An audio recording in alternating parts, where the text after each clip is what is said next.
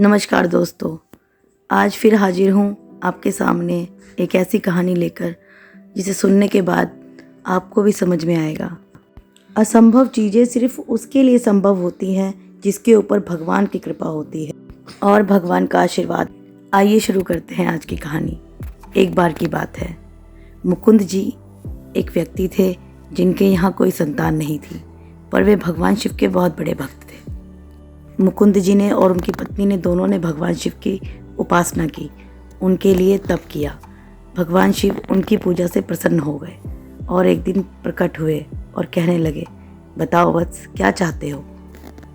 मुकुंद जी ने कहा, हे भगवान, मेरे यहाँ कोई संतान नहीं है, मैं एक संतान चाहता हूँ।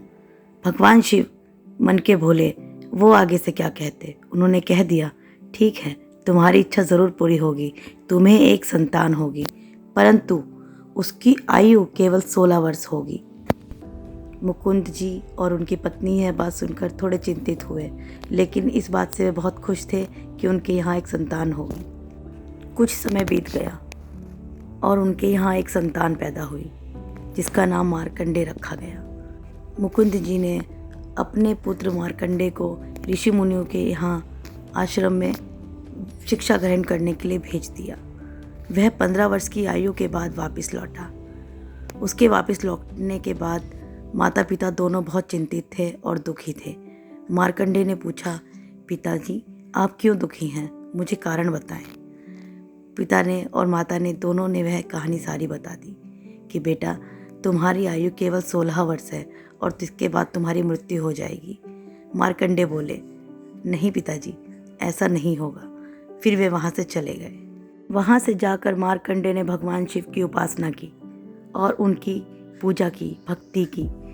उनके लिए एक मंत्र का आविष्कार किया जिसका नाम था महामृत्युंजय मंत्र, जो आज भी भगवान शिव को सबसे लोकप्रिय मंत्र है। तपस्या करते करते 16 वर्ष पूरे हो गए और 1 वर्ष की अवधि समाप्त हो गई। तभी यमराज वहाँ आए और मार्कंडे से कहने लगे, हम तुम्हें ले जाने आए हैं। मार्कंडे ने भागकर अपनी शिवलिंग को पकड़ लिया और उससे लिपटकर कहने लगे, हे शिव, मेरी प्राणों की रक्षा करो। तभी प्रभु भगवान शंकर वहाँ प्रकट हुए और कहने लगे, क्या चाहते हो, क्या हुआ? मार्कंडे कहने लगे, मेरी आयु केवल 16 वर्ष की थी और अब ये लोग मुझे ले जाने आए हैं। मैं जाना नहीं चाहता, मैं जीना चाहता हूँ। भगवान शिव उसकी तपस्या से खुश थे और उन्होंने कहा, मैंने मार्कंडे को दीर्घ आयु का वरदान दे दिया है।